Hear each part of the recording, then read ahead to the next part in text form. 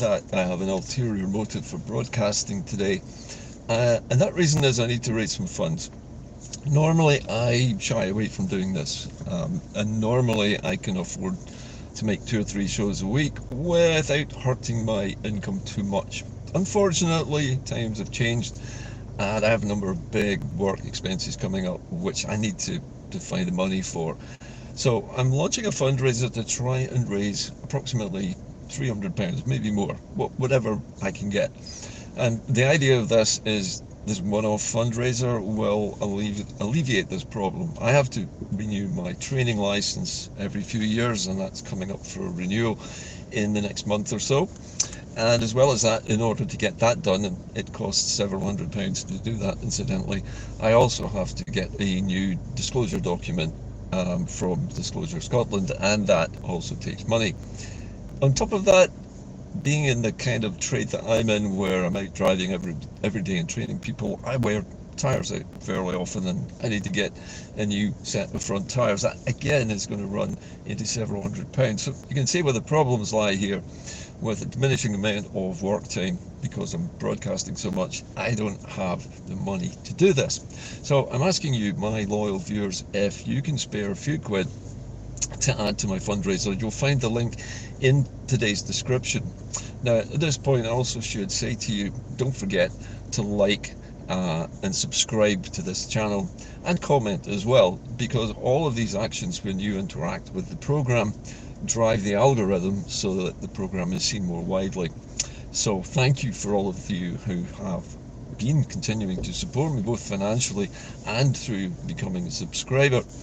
Anyway, on to today's program, and although there is not a huge amount to report, there was one notable piece of news today which caught my attention, and that is Michael Shanks. Now, Michael Shanks is a Unionist MP, I think, if I remember correctly, and he's come out with, I think, what is a blatant statement regarding Scotland's resources. And what he's effectively said is that whatever resources belong to Scotland belong to the United Kingdom. So basically the implication is what's ours is ours, and that includes what you've got, and what's ours is our own. And in other words, people of Scotland should be thankful that they're having the resources removed and shared out amongst the rest of the UK, something which we don't benefit from in any way at all, as we all know. So why is he saying this now? Well, I think, again, this is another one of these tactics that the United Kingdom likes to launch on us every now and again, where they say there's nothing you can do about it. What we say goes, and whatever resources Scotland has belong to us, because we are the UK and we say so. We all know this is absolutely wrong. It's not the case, because the United Kingdom is not a country. It never was a country, and it was never created to be a country. It's a unitary state composed of two countries, essentially, Scotland and England, supposedly equal partners, but equal partners only in name, because, as we know, we don't have equal representation in the Parliament at Westminster. In fact, we have something like 10% of the representation that the rest of the UK has. England, on the other hand, has something like 87% representation of MPs at Westminster, with Scotland, Northern Ireland and Wales picking up the last few bits and pieces. So the only country really which makes up the UK is England, and it's England as Britain. This kind of statement is made, I think, largely to both rubber noses in it, which is an old feeling that we all recognise, but also to put a stamp on things, to say, you can't complain, we're just going to take your stuff away and sell it, and there's nothing you can do about it because you're British, because we say so. And this is probably one of the most annoying and enraging things that the UK government does on a regular basis. There have been some other snippets of information kicking around, and I noticed that both in Wales and Scotland, that police officers have recently arrested people who have been protesting for simply wearing a t-shirt which said, if I remember correctly, and I'm quoting directly from the photograph I saw, support Palestine or recognise Palestine and reject what was it said? It said support action for Palestine and recognise Palestine. And these words of action in Palestine, or Palestine in action, seem to have been all that was required for both Police Scotland and the Welsh Police to arrest people for simply holding placards that say support action in favour of Palestine. Because the word action and Palestine are linked with a pressure group which has been prescribed by the United Kingdom, any display of these two words, no matter what sentence they are actually included in, appears to trigger the police to arrest you. And that includes the arresting of an old lady, I believe, in Wales, who was just sitting at the side of the road with a placard. She wasn't doing anybody any harm. And a man in Scotland wearing a t-shirt which basically said support action to recognise Palestine. And because he had put the words action and Palestine in large print, apparently that was terrorism. Now, how is it terrorism to wear a t-shirt or to display a placard being held by an old lady on a civilian street where you have the right to self-determination and you have the right to free expression? I don't know. I think the answer to that is buried in Britain's long-standing entanglement with the State of Israel. The State of Israel was effectively created by the United Kingdom itself in 1913, and that was contained in a document called the Balfour Agreement, which recognised that there should be a Jewish state and it should be called Israel, and Britain was basically saying that it should be somewhere in the Middle East, preferably in what is basically recognised as Palestine. Now you'll notice that on BBC, particularly BBC news programmes, you never hear the word Palestine, the actual place name. You don't hear that. What you hear is Palestinians and Israel, as if Palestinians are a nomadic tribe who just wandered into Israeli territory. Now this is obviously deliberate. The BBC is advisedly not mentioning the name Palestine, because to do that would be to imply recognition of Palestine as a state. And therefore the BBC is shying away from that. And the BBC, as we know, is more or less trumpeting whatever the United Kingdom government tells it to trumpet. And it warns the BBC not to mention certain words, one of which would be Palestine, I guess.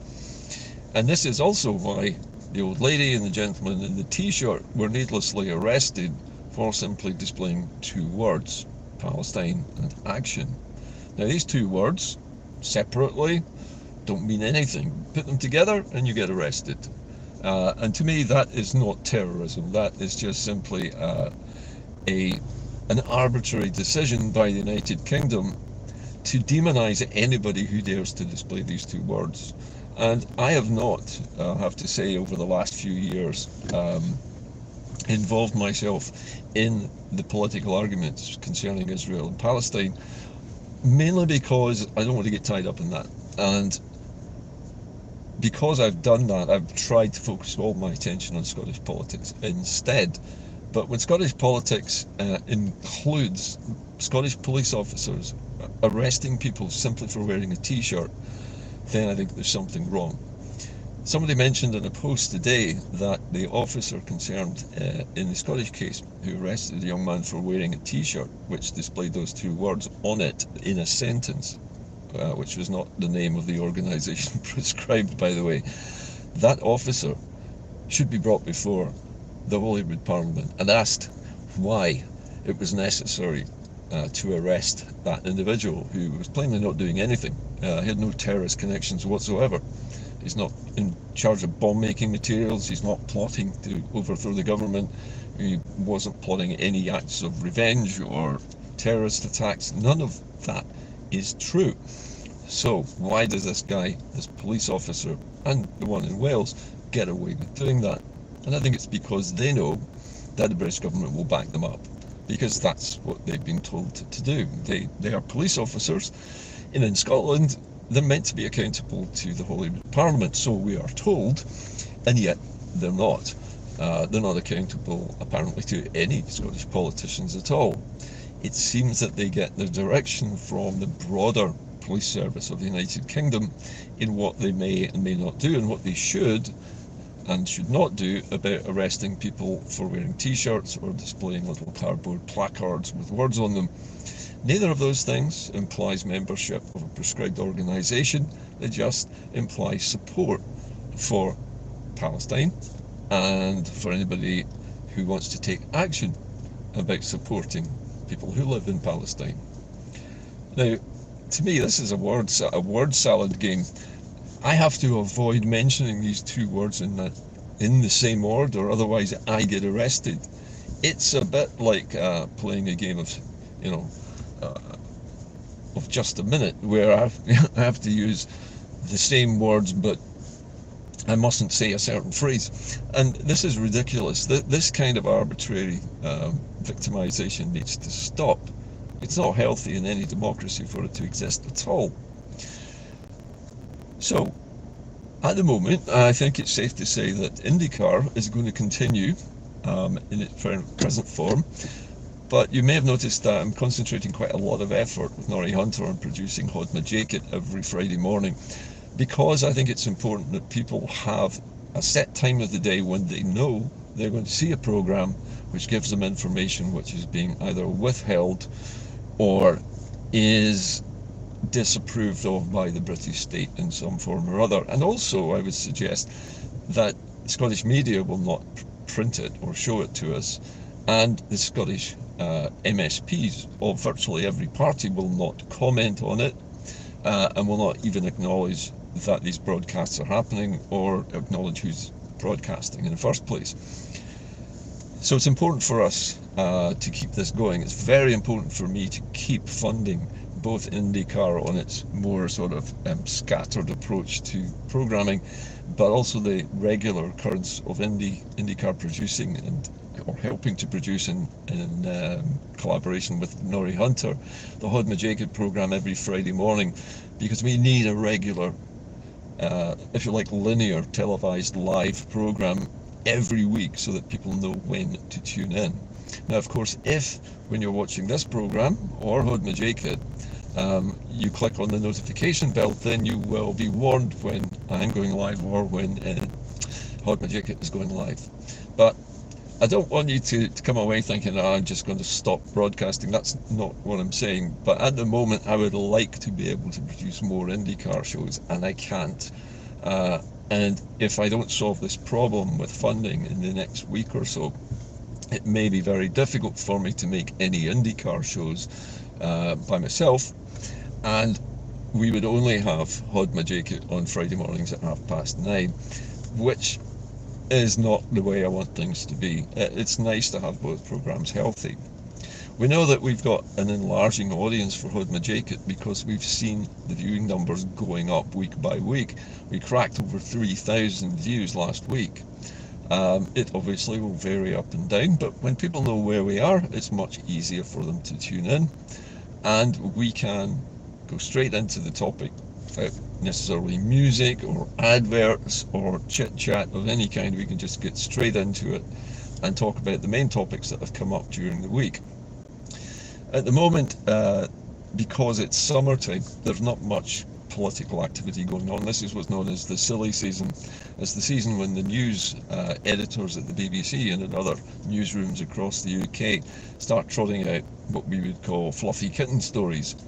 Stories of everyday life, which are pretty banal really, and don't have any massive political importance. But one thing's for sure, the politics of the entire planet has been severely upset by a number of factors, and I think the two biggest are probably the Russian invasion of Ukraine, and that has destabilized a lot of Europe, including the bit that we live in, as well as the mysterious election second time for Donald Trump, who has come in and basically trashed the normal rules of international trade and is trying to force people to make deals or face stiff tariffs.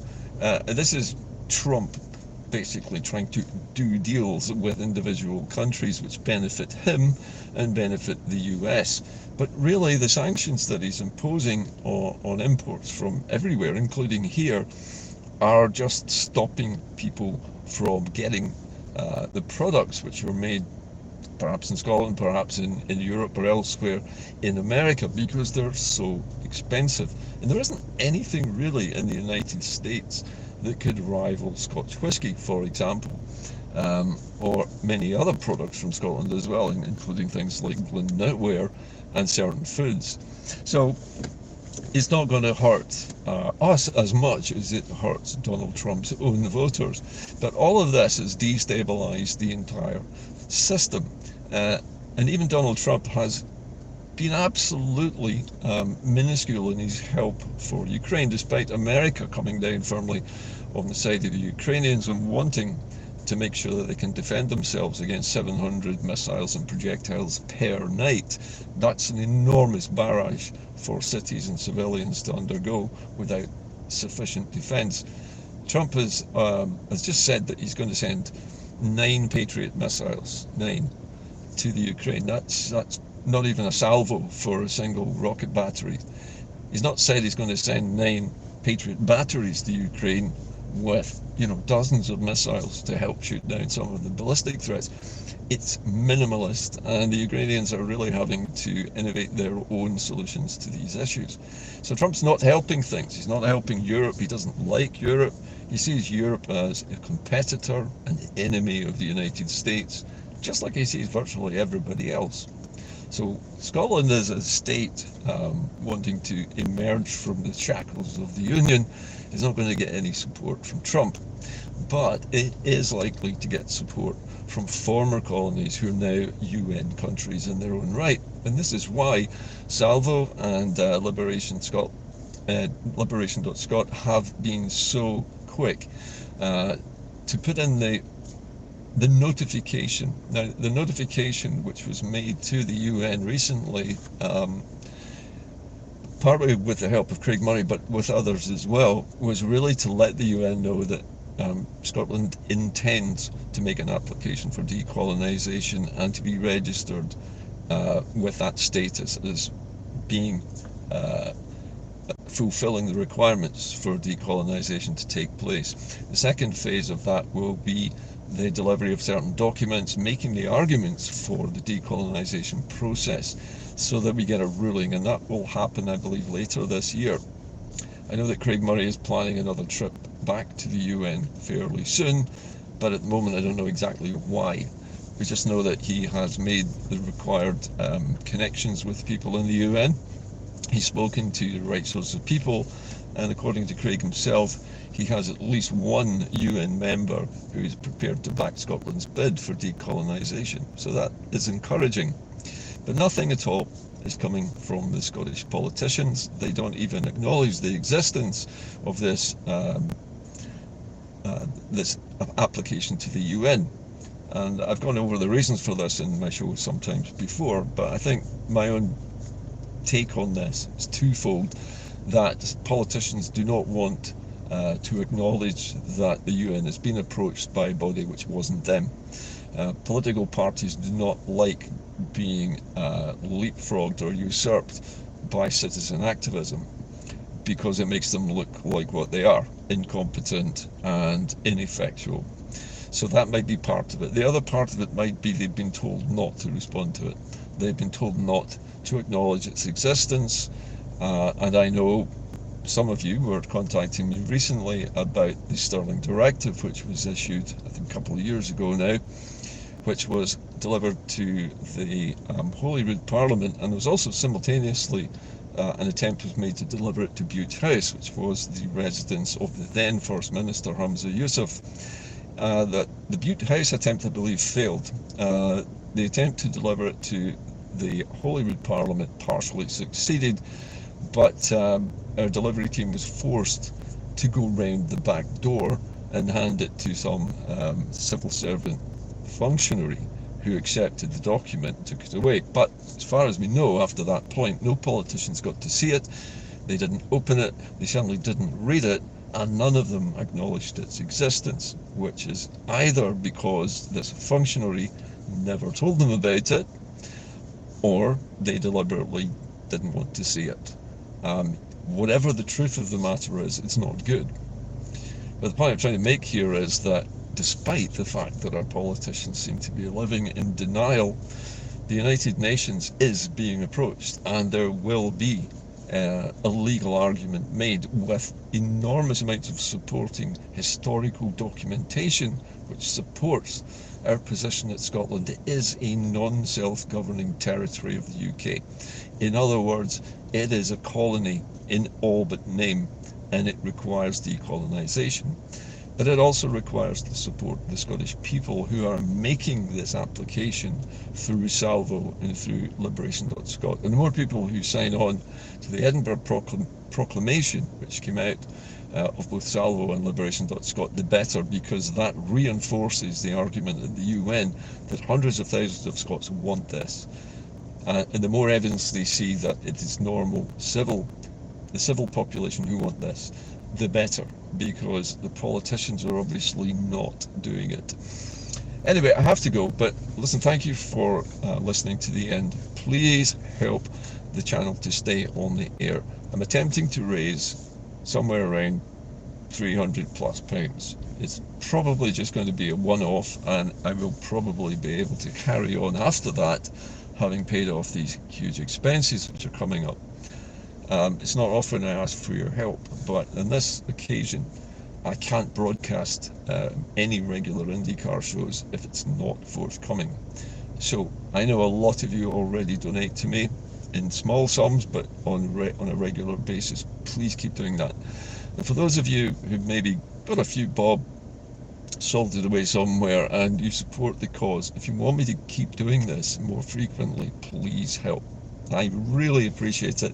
I always appreciate all the likes, the notifications, the subscriptions, and the comments that you make on these programs. So please keep them coming. It's what keeps me going. That's it from Inde-Car today. Please keep the faith, and hopefully I'll be back on your screens on a more regular basis in the next few days. Bye for now.